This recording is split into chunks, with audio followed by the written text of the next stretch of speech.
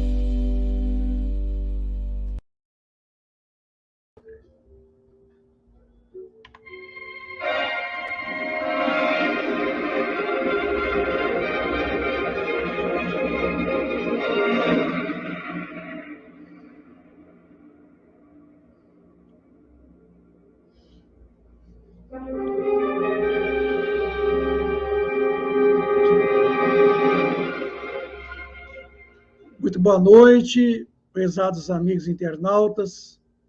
É com muita alegria que nós estamos iniciando mais uma edição do programa Espírita, o Livro dos Médiuns, na sua abrangência e no seu conteúdo.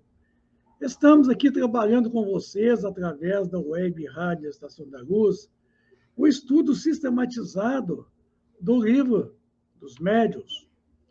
Esse é um estudo pelo qual nós procuramos trazer a um conhecimento prático do momento o conteúdo dessa grande obra. Estamos aí estudando o primeiro capítulo da segunda parte do Livro dos Médiuns, que trata das manifestações da ação dos espíritos sobre a matéria. E estamos verificando aí como é que surgem, como é que os espíritos podem agir sobre a matéria. Não podem agir diretamente sobre a matéria. É isso que tem que ficar muito claro para nós. É preciso que hajam meios para poder conectar com a matéria densa, tá? Então, eles não podem agir diretamente sobre a matéria densa.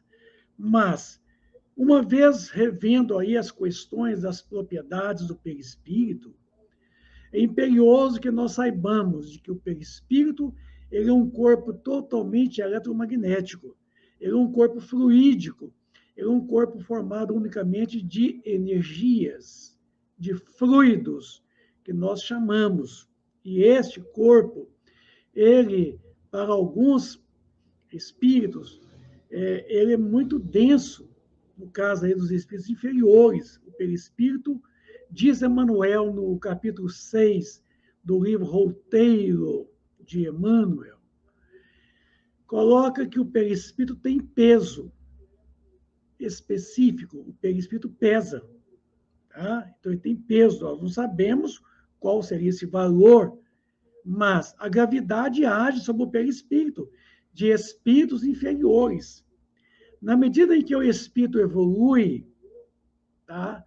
Ele modifica o perispírito, tornando ele cada vez mais etéreo, cada vez mais sutil, cada vez mais energético e menos fluídico denso, e mais fluídico que volumoso, quer dizer, fluídico no sentido de fazer com que ele expande, ele se exterioriza. Viu agora?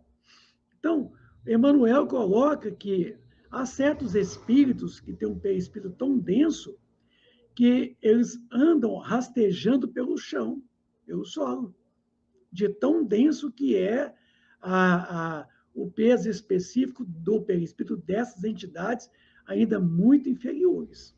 Tá? Então, eu quero chamar a atenção de vocês que, estudando aqui a ação dos espíritos sobre a matéria, nós nunca faremos um estudo menosprezando o perispírito, porque é o perispírito que permitirá que o espírito age sobre a matéria densa. Então, o perispírito vai fazer uma conexão e vai intermediar entre as propriedades, né, do princípio inteligente do universo na condição de espírito, com o seu corpo de manifestação, que é o perispírito, ele vai poder conectar a força nervosa neuroplástica dos médios, permitindo, então, através da telepatia, da transmissão do pensamento, a comunicabilidade. E aí, aumentando as propriedades do perispírito, a sua densidade, ela fica muito próxima às propriedades daquela matéria contida nas organelas, quer dizer, nas mitocôndrias, que nós chamamos de ectoplasma. O ectoplasma é um tipo de substância química e, ao mesmo instante, elétrica, quer dizer, eletromagnética. Então, tem propriedades químicas e propriedades eletromagnéticas. E isso permite que o espírito, com o seu perispírito, age na matéria densa. Então, veja vocês que existe uma situação, assim, ininterrupta entre a ação do princípio inteligente até na matéria densa. Tá? Existem conexões, nós falamos assim, a poder produzir este fenômeno.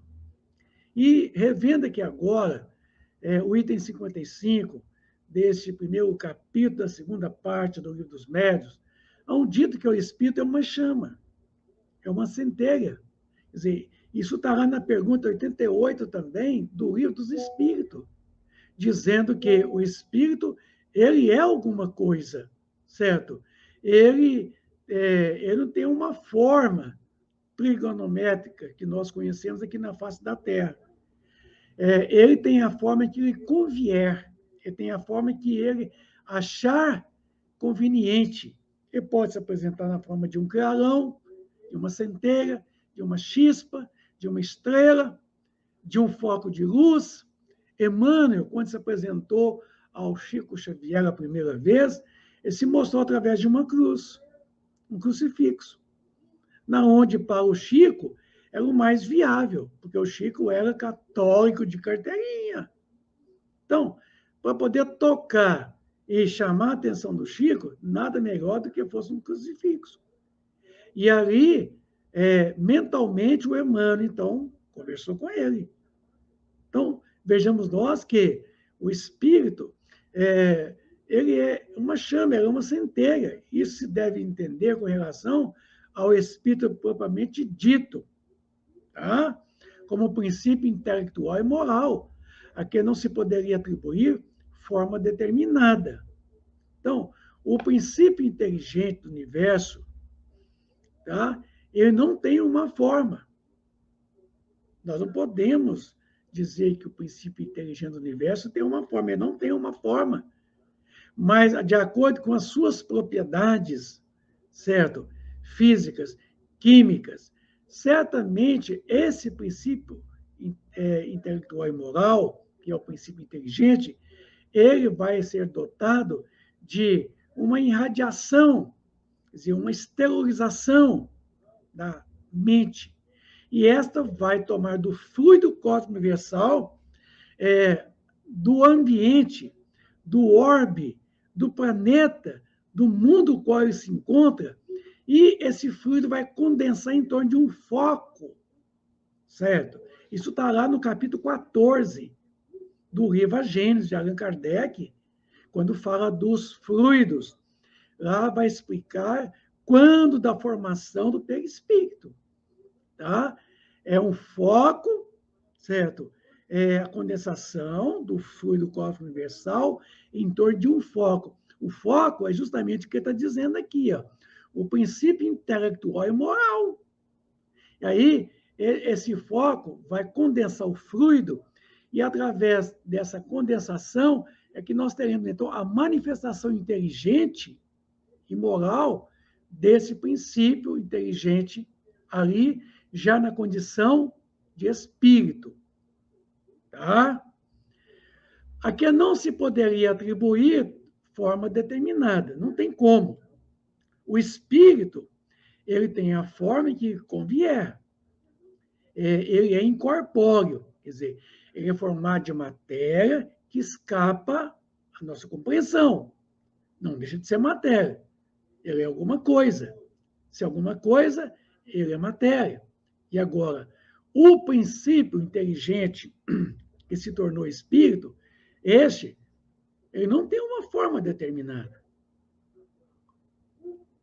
Mas, qualquer que seria o grau em que se encontra, o espírito está sempre revestido de um envoltório, quer dizer, o perispírito, cuja natureza se eteriza à medida que ele se depura e se eleva na hierarquia espiritual. Então, quer dizer, nós, o princípio inteligente do universo, um dado momento, está na pergunta 607, viu? Do Livro dos Espíritos. O princípio inteligente do universo passa por umas transformações e se torna espírito. E para ele, começa o despertar da consciência do seu futuro, a responsabilidade dos seus atos. Viu agora? Então, este não tem uma forma determinada.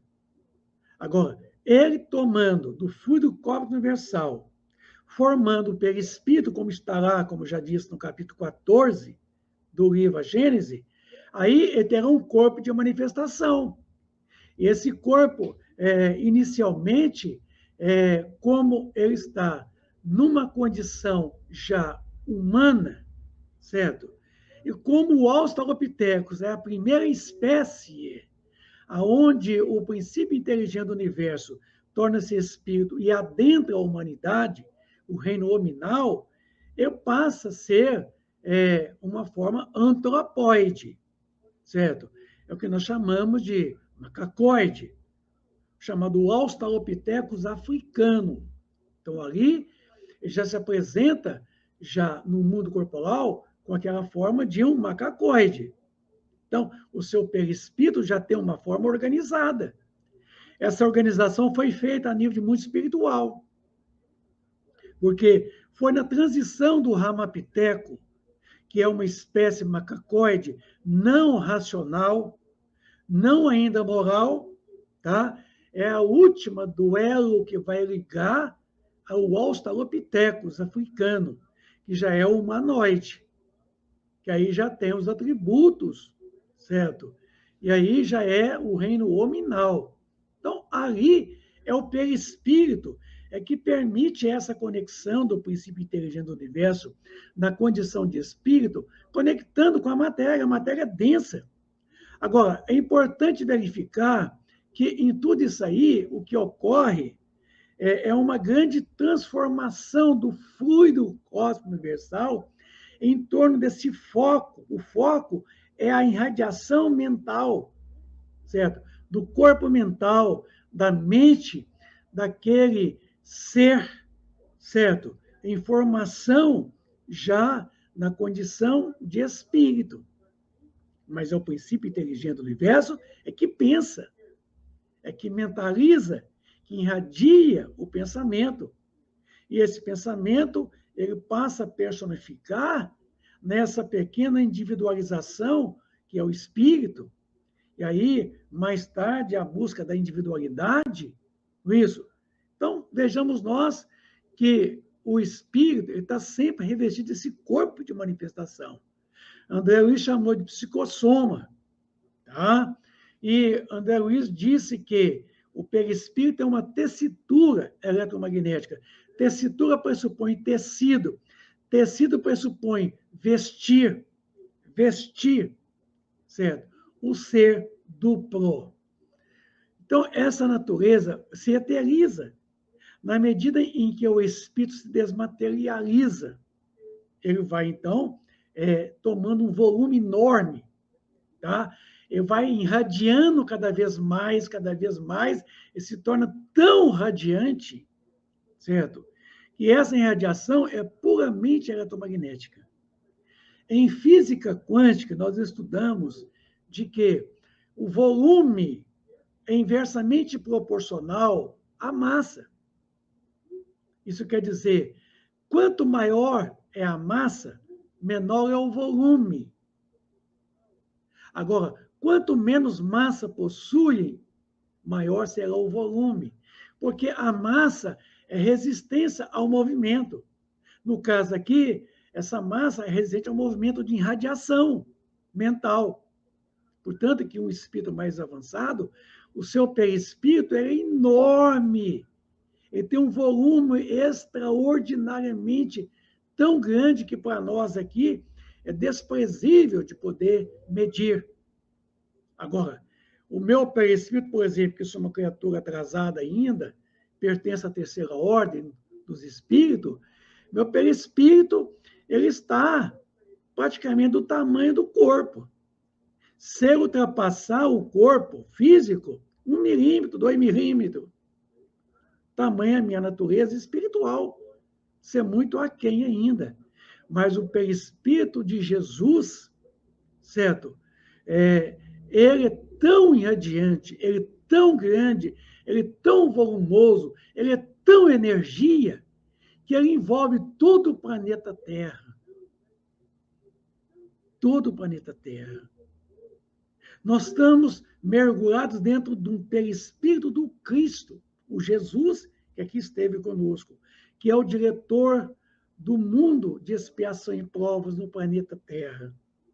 É a ele que é o nosso governante. É ele que está no leme dessa grande embarcação. Então, o perispírito dele é enorme, abraça todo o planeta Terra, toda a vida nele existente. De sorte que para nós a ideia de forma é inseparável da do espírito, né? E não concebemos uma sem a outra. Você não tem como, porque é o corpo de manifestação dele. Então, o perispírito faz, portanto, parte integrante do espírito, como o corpo faz parte integrante do homem. Então, o espírito, como se fala aqui, é o ser duplo. É o princípio inteligente do universo, que foi chamado lá na obra, o que é o Espiritismo, de alma. Então, esta alma foi empregado o nome alma para designar o ser simples, o ser uno, o princípio inteligente do universo, na sua condição ainda muito rudimentar, certo? Da evolução. Então, ele, certo, é que tem a mente, é ele que tem o pensamento, é ele que vai agir no fluido corpo universal e produzir esse perispírito que está aqui, ó. E aqui nós temos o corpo físico, tá?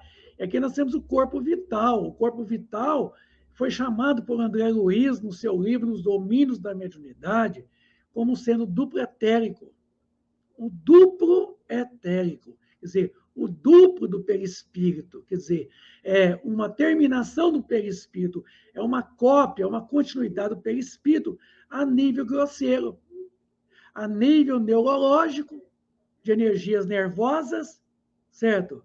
E energias plásticas, quer dizer, do conteúdo plástico das mitocôndrias, certo? Das organelas de 70 trilhões de células do nosso corpo físico.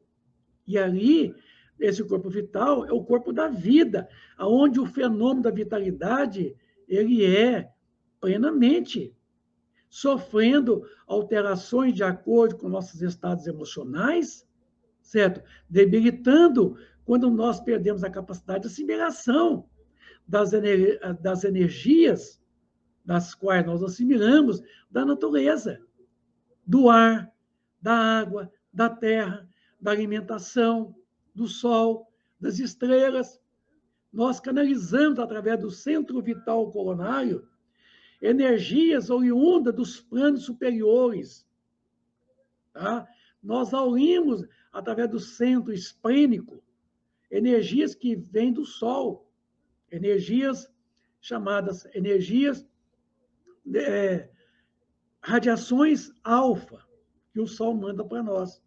É o chamado, aquela massa coronal que o Sol desprende o tempo todo. Então, nós absorvemos essa radiação através do centro esplênico, que tem a função de canalizar essa energia e irrigar todos os demais outros centros vitais.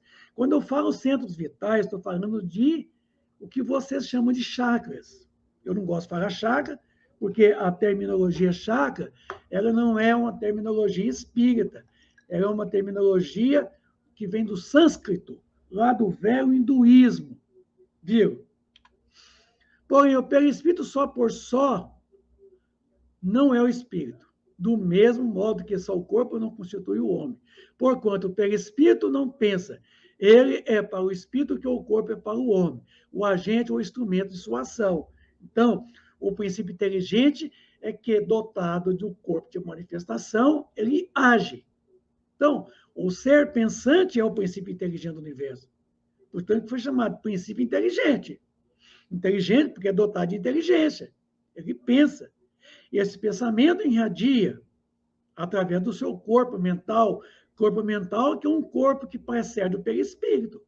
O corpo mental foi colocado por André Luiz, lá no livro Evolução em Dois Mundos, ali no capítulo 2, quando ele vai falar desse corpo mental que ele é que forma o perispírito. Esse corpo mental nada mais do que a ação mental da mente, do princípio inteligente, no fluido cósmico universal, na dimensão, quer dizer, no espaço, quer dizer, na condição de mundo pelo qual ele se encontra. E aí ele forma esse corpo mental, o corpo mental toma do fluido cósmico universal, ainda forma-se o perispírito. O perispírito toma ainda do fluido cósmico universal e forma o duplo etérico, que é esse corpo vital. E desse corpo vital, tomando ainda do fluido cósmico universal, forma-se o corpo físico. Viram agora que coisa interessante? Eu quero até dar uma paradinha aqui agora, nesse tema, para poder responder umas perguntas que nos foram formuladas. Tá? A primeira, nosso amigo Agostinho, tá? Aí de Juazeiro do Norte. Um grande abraço, amigo. Ele está sempre conosco aí nos perguntando. Podem os espíritos agir sobre o médium, que é a matéria, sem que esse nunca venha a perceber esta ação? Amigo Agostinho, isso é muito comum. É tão comum que eu diria que isso é natural. Natural porque está dentro das leis naturais. Comum é porque acontece comumente, quer dizer, acontece muito. Certo? Porque se você verificar lá na pergunta, digamos assim, 539 do Livro dos Espíritos, que já foi até feita uma pergunta para nós mais cedo aqui, né? Colocando aí... Aliás, eu vou deixar essa pergunta para depois, certo?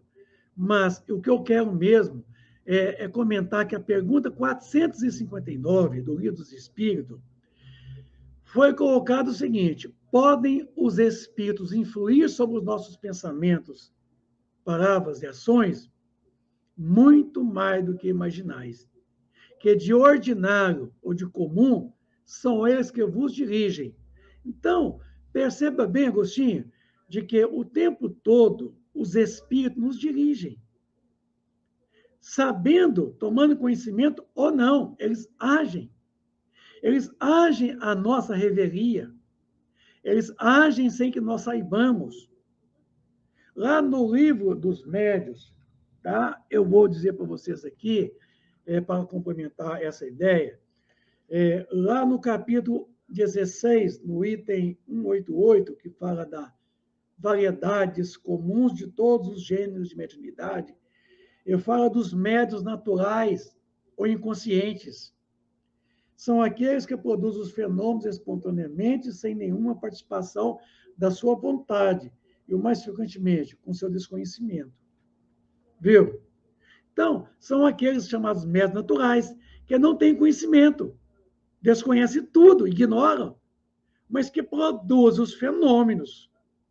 Isso.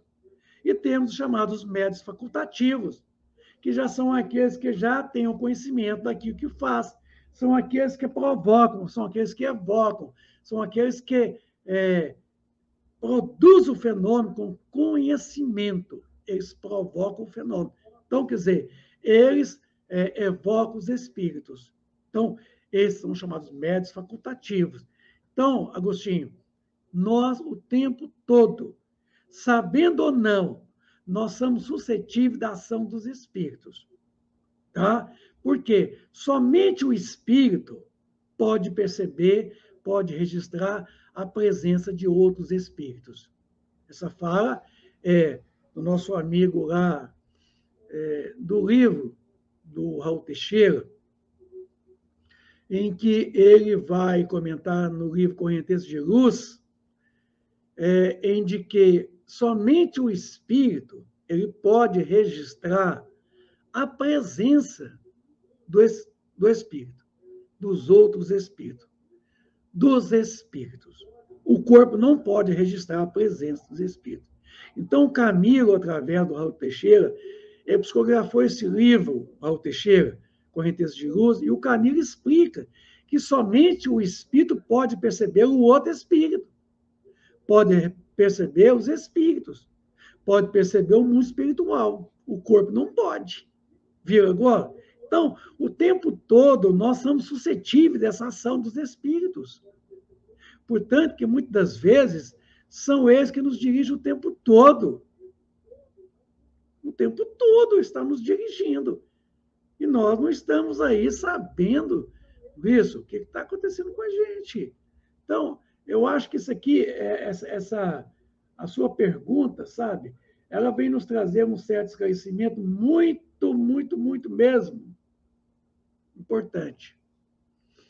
Agora, eu quero dizer a você, todos que nos ouvem e que nos vê aqui agora, de que o espírito, para atuar sobre o outro espírito, é de perispírito a perispírito. O espírito comunicante, para poder agir no médium, ele age através do perispírito. Então, vejam vocês aqui que o perispírito está novamente sendo aqui colocado em evidência, de que o corpo intermediário, o corpo de manifestação, né, até mesmo para o fenômeno da mediunidade, do mediunismo, é o perispírito. É ele que permite a conexão do mundo espiritual com o mundo corporal. Tá? Porque a matéria em si só, ela não pode absolutamente registrar o espírito. A outra pergunta, ela vem aí do nosso amigo Lindalva, aí do Rio de Janeiro. Ela pergunta, poderia comentar a pergunta 539 do Livro dos Espíritos? Olha, a pergunta 539 do Livro dos Espíritos, ela diz respeito daquela parte da ação dos espíritos sobre a natureza. Então, vamos lá. Na produção de certos fenômenos, a tempestades, por exemplo, é um espírito que age ou se reúne em massa? Aí a resposta foi, em massa, inumeráveis. Aí, só para complementar, a 540, os espíritos que exercem uma ação sobre os fenômenos da natureza agem com conhecimento de causa, em virtude do seu livre-arbítrio, ou por impulso instintivo, ou irrefletido? A resposta foi, alguns sim, outros não. Então, quer dizer, alguns agem com conhecimento, tá? E são aqueles mais elevados. Outros com desconhecimento, que são instrumentos, certo? Não passa sequer de instrumentos para a produção dos fenômenos estratosféricos, tá? Ele perguntou aqui a respeito das chuvas, né? A própria natureza, em que vai produzir realmente esse tipo de ação.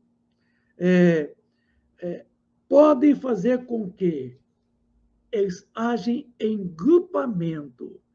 Esse grupamento, eu vou clarear para vocês, colocando a opinião de André Luiz no seu livro Evolução em Dois Mundos, quando ele foi chamar esse conjunto de mônadas. Mônadas é o conjunto de princípios inteligentes agindo coletivamente na produção dos fenômenos físicos, na produção dos fenômenos químicos, certo? De que nós desconhecemos muito, muito. Portanto, que os fenômenos da natureza, certo?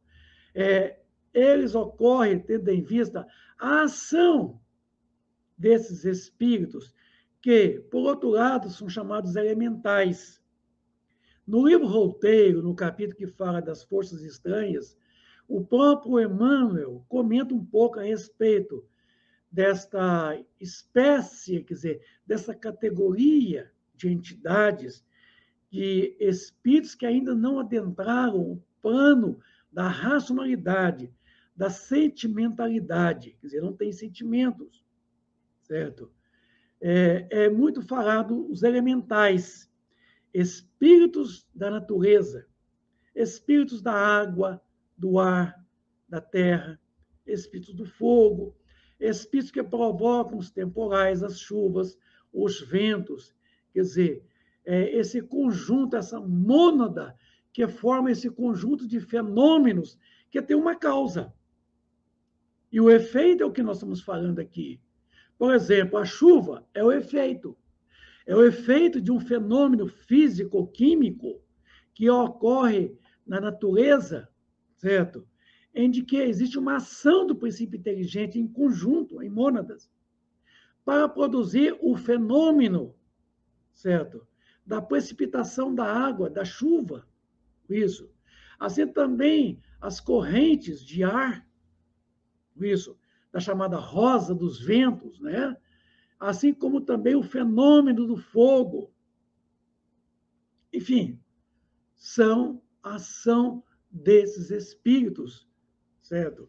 Que nós estamos falando aí, que eles agem na própria natureza, minha amiga Lindalva, porque eles têm a condição de ser dirigidos pelos espíritos mais elevados do que eles. Então, eles passam a ser instrumentos, certo?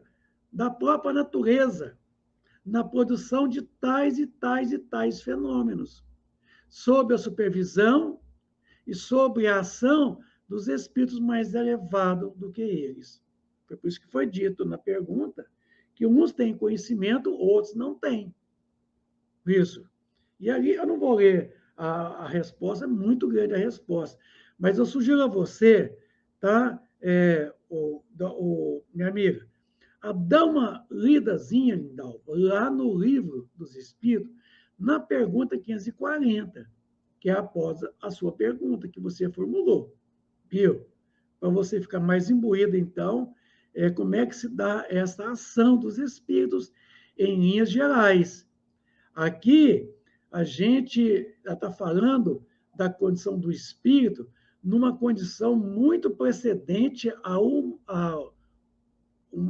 humano, quer dizer, humanoide, quer dizer, ainda não atingiram o plano humano, de humanidade. Ainda está numa escalada chamada de quê? Espíritos elementais, espíritos da natureza, espíritos que estão aí sendo utilizados como instrumentos dos fenômenos e que hoje eles comandam o mundo material.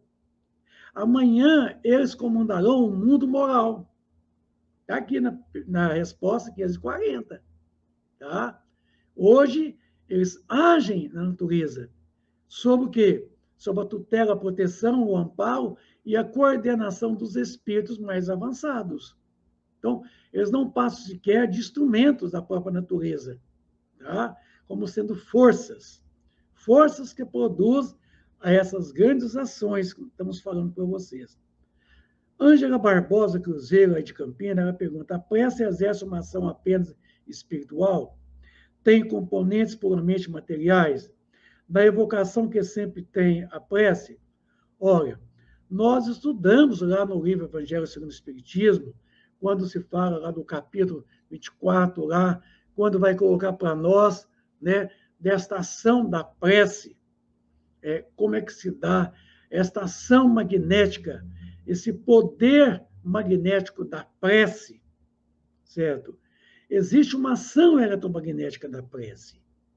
E esta ação, ela pode chegar a tomar consistências, certo? Praticamente semimateriais, ao ponto de poder agir sobre a matéria, porque ela não passa sequer de uma ação da mente no fluido cósmico universal, condensando esse fluido em torno daquela ideia, daquele sentimento, daquele pensamento, e ali adquirindo propriedades fluídicas densas, ao ponto de poder realizar, certo? Manifestações que se tornem quase totalmente materiais. Eu estou falando quase, porque ela não chega a tomar uma corporificação densa. Não toma. Por exemplo, você pega um copo com água, como está aqui, um copo com água, e nós podemos, através da mente, fluidificar essa água. Mudar as propriedades eletromagnéticas da água aqui. Então, isso é uma ação mental. Fica agora? Do espírito. Ele pode agir dessa forma. A gente não fala da água fluídica na casa espírita. Segundo Emmanuel, no livro Segue-me, lá no capítulo que fala do passe, e ele coloca que a questão da fluidificação da água, a água é o elemento mais simples e mais receptível aos fluidos. Viu? A água, ela tem algumas propriedades que eu não vou falar para vocês aqui, porque é um assunto muito técnico. A água tem umas propriedades, certo? Biomagnéticas, tá? De que nós desconhecemos. Então, a água é um corpo cuja a natureza nos proporciona que esse corpo é suscetível de ser magnetizado. Então, nós poderemos ter essa ação fluídica sobre a água, tá? Dando a ela algumas propriedades elétricas, eletromagnéticas, fluidificando esta.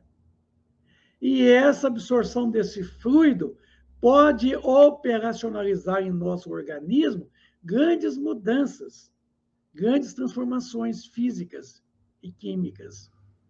Mas é preciso que seja metabolizado pelo perispírito do espírito. Transformado através de quê? Através de todos esses chamados nucleotídeos, certo? Em que as nossas glândulas do sistema endócrino são capazes de produzir esses grandes neurotransmissores, esses hormônios, esses nucleotídeos, capazes de produzir em nosso corpo físico uma série de reações motoras, endócrinas, emocionais. Quando eu falo emocionais, é derramamento de neurotransmissores, certo? Então, podem agir, podem, mas não para produzir um fenômeno direto. Ele tem que ter um intermediário, tem que ter o perispírito, isso. E aí nós vemos e vamos observar de que essa ação da prece, ela não é somente uma questão puramente espiritual. Isso. A prece, quando dita com fervor, quando dita com sentimento sincero, com uma ação eletromagnética, ela pode produzir em nós muitas alterações, muitas mudanças, a nível moral, a nível espiritual, a nível perispirítico, certo? Capaz de ser depois corporificada, quer dizer, assumir padrões praticamente material. Por isso que a prece é um recurso muito importante para as nossas mudanças, nossas transformações. Por isso que orar, hoje, já é comprovado que existe uma mudança no nosso cérebro, tá? Que o nosso cérebro, quando uma pessoa está sob a ressonância eletromagnética ou ressonância nuclear magnética nuclear, o cérebro sofre uma alteração, tá? Nessa parte aqui, ó, sofre uma alteração, porque a prece produz uma alteração neurológica a nível cerebral. Então, isso tudo já é uma demonstração de que a prece ela chega a tomar conotações neurológicas, hormonais, de produzir de nucleotídeos a reações neuronais. Viu agora? Então, poder? Pode. Por isso que orar é muito bom. A outra pergunta é, o espírito sobre a matéria, como fica essa relação no plano espiritual, já que não existe mais a matéria densa? Bom, o Agostinho, nosso amigo, está perguntando de novo, né? Do plano espiritual, é como nós já falamos aqui antes, né? Ele não age direto, ele precisa do meio, do intermediário. E aí você não esquece que o intermediário é o médium. Viu agora? Eu citei outro dia aqui de que o médium ele é indispensável em qualquer tipo de manifestação do mundo espiritual para o mundo corporal. Viu agora? Ele é indispensável. Então, em qualquer fenômeno que parte do mundo espiritual para o mundo corporal, o médium é fator importante, fator determinante. Viu agora? Então, nós não podemos ter nenhum fenômeno do mundo espiritual com o mundo corporal direto.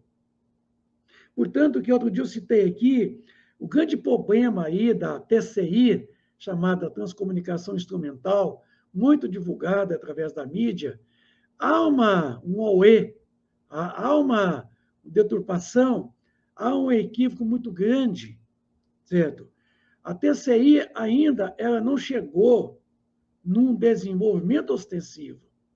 Ela ainda é um questionamento, ela é uma indagação ainda, que se pretende, com o tempo, acharmos uma maneira de fazer com que nós possamos gravar as vozes dos espíritos. Eu citei aqui que qualquer equipamento eletrônico, até então, não é capaz de registrar diretamente a ação do espírito. Não é. Por enquanto, não. Mesmo que amanhã tenhamos um instrumento, quer dizer, para a comunicação, a transcomunicação, o médium será indispensável. Tá? Digamos, por exemplo, se amanhã queremos produzir a manifestação de um fenômeno que nós chamamos de voz direta. A voz direta. Mudou alguma coisa aí? Alterou alguma coisa aí. Bom, continuamos então. Se amanhã a gente perceber de que nós estamos tendo uma comunicação, ela poderá ocorrer a voz direta, aonde um instrumento eletrônico dotado de uma captação de som, um microfone, por exemplo, ele pode registrar uma comunicação espiritual através da voz direta, tá? ao alcance da sensibilidade de um microfone de eletreto, por exemplo. Pode chegar a um nível de audibilidade que talvez a nossa audição aqui não consegue perceber, mas a produção da voz do aparelho fonador de um espírito produziu uma voz à altura de ser captado por um microfone, acoplado a um amplificador, a um computador, a um gravador qualquer, fazer o registro dessa transcomunicação. Certo? Mas ainda o Spiricon, que foi inventado nos Estados Unidos, nós temos uma réplica do Spiricon, e não é capaz dele sozinho só captar a comunicação de um espírito. Não tem como. O médium será sempre indispensável a qualquer tipo de manifestação do mundo espiritual para o mundo corporal. É indispensável. Certamente, amanhã vamos avançar na tecnologia e conseguimos produzir alguns resultados muito importantes no tocante aos instrumentos detectores, instrumentos de registro, tá? Da presença de fluidos, da presença de perispírito muito denso, né? Da presença de irradiações do próprio duplo etérico, como nós temos a câmara Kirlian. A câmara Kirlian, o fenômeno chamado efeito corona, produz um plasma, um bioplasma, um plasma biológico, um plasma frio, que é muito suscetível de receber e transcodificar a impressão da irradiação do duplo etérico, que é o duplo etérico, é o corpo vital, que é o elo do perispírito com a matéria densa. Então, nós podemos chegar à produção de um meio ambiente que chega a registrar o duplo etérico. Então, se amanhã conseguimos produzir um instrumento que possa fotografar, que possa filmar, que possa captar através de visual o duplo etérico, aí nós poderíamos ver a manifestação de perispíritos, né? Registrar aquilo que é o psicoscópio de André Luiz, que está lá no livro dos Domínios da Mediunidade, isso? Sim. Quem sabe amanhã vamos chegar lá. Então, eu quero complementar a ideia dizendo o seguinte, que em tudo isso, sabe, eu quero que vocês entendam o seguinte, a nossa maior preocupação aqui é trazer para vocês nossa fala dentro de um contexto que nós estamos estudando aqui. Mais na frente, quando eu chegar no Laboratório do Mundo Invisível, capítulo 6 aqui, vocês vão ver, vai ficar mais fácil, tá? Trabalhar essa ideia da ação. Quando eu explicar para vocês a ideoplastia, vai ficar mais fácil. Sabe, amigo Agostinho, o que você está perguntando nada mais e nada menos, nós temos uma capacidade ideoplástica da nossa mente. Assim também, os espíritos do mundo espiritual podem também, através da ideoplastia, fazer com que eles produzem algumas ações fluídicas sobre a matéria densa, modificando as propriedades dos fluidos do ambiente, dando a ele algumas propriedades mais ou menos o quê? Próximo da matéria densa. Então, veja, você que diretamente não tem jeito. Tem que haver uma conexão, uma intermediação. E esta é as propriedades do perispírito. Precisamos estudar perispírito, hein? Ele tem a forma humana, quer dizer, o perispírito. E quando nos aparece, geralmente com que se revestiu o espírito na condição precedente, quer dizer, quando encarnado. Isso. Daí se poderia supor que o perispírito, separado de todas as partes do corpo, se modera, de certa maneira, por este lhe conserva o tipo. Entretanto, não parece que seja assim. Com pequenas diferenças quanto às particularidades, à exceção feita das modificações orgânicas exigidas pelo meio, e o qual o ser tem que viver a forma humana, quer dizer, física, né? Nos depara entre os habitantes de todos os globos. Pelo menos é o que diz os espíritos. Essa é igualmente a forma de todos os espíritos não encarnados, que só têm o perispírito, é com que em todos os tempos se representassem os anjos, os espíritos puros. Então, essa ideia era muito antiga, certo? Quando o homem passava pelo fenômeno da morte, que o espírito deixava o corpo físico, este, ao se manifestar com seu perispírito, não se passava sequer dos santos da igreja, os anjos, certo? Aqueles espíritos que hoje nós chamamos de espíritos puros, né? Mas estes, com seus corpos, isso, seus corpos irradiantes, seus corpos de energia, que é o perispírito, como diz Paulo de Tarso, é o corpo da ressurreição, né? É o corpo de manifestação no mundo espiritual, tá? Então, é Paulo de Tarso que faz menção sobre o corpo espiritual.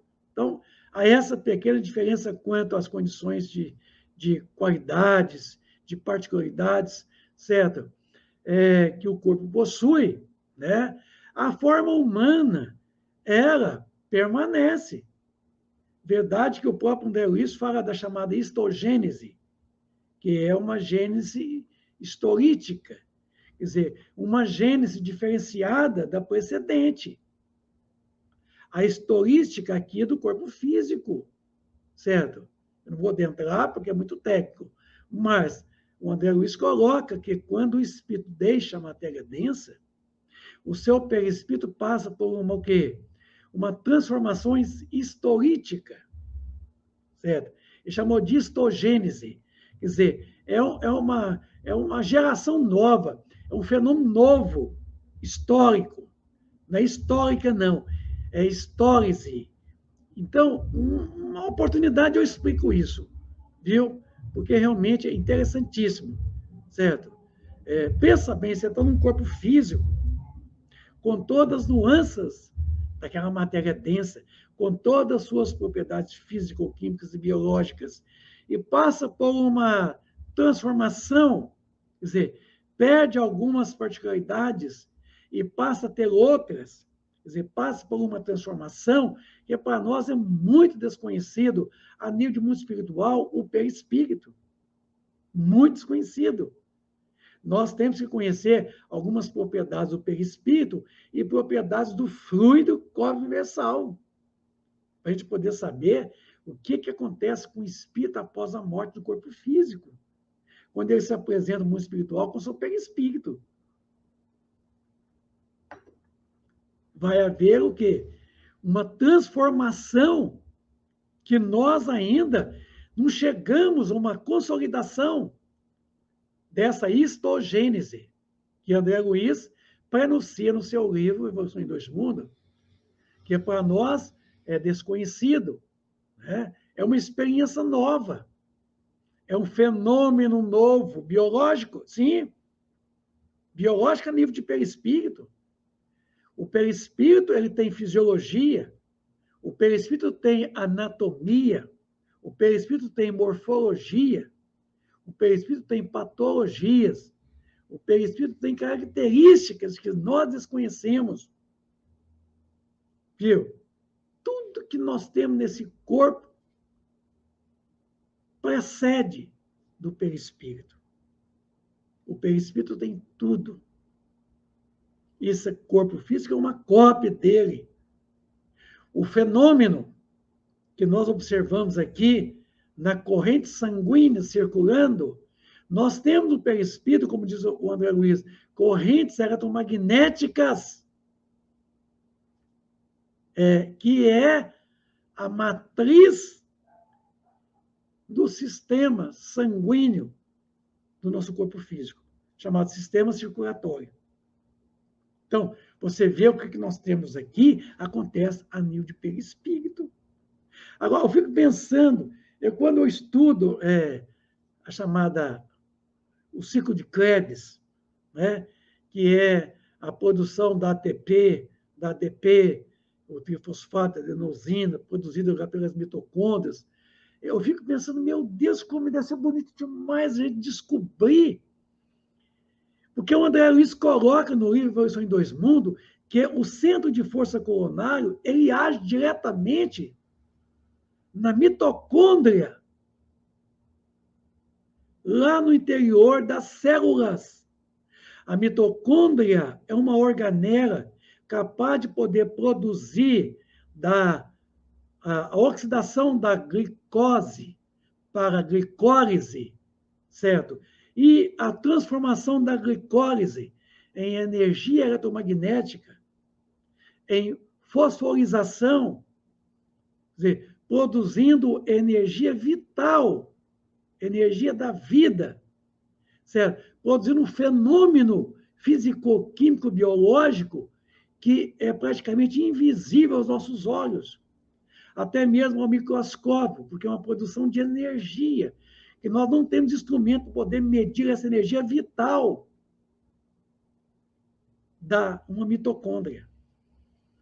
Mas o ciclo de Krebs, estudado em biologia, nós entendemos que era responsável pela produção de todo esse metabolismo basal, esse metabolismo de todas 70 trilhões de células que trabalham a nosso favor, conectadas ali com o duplo etérico, o duplo etérico com o perispírito com a mente, o pensamento do princípio inteligente do universo.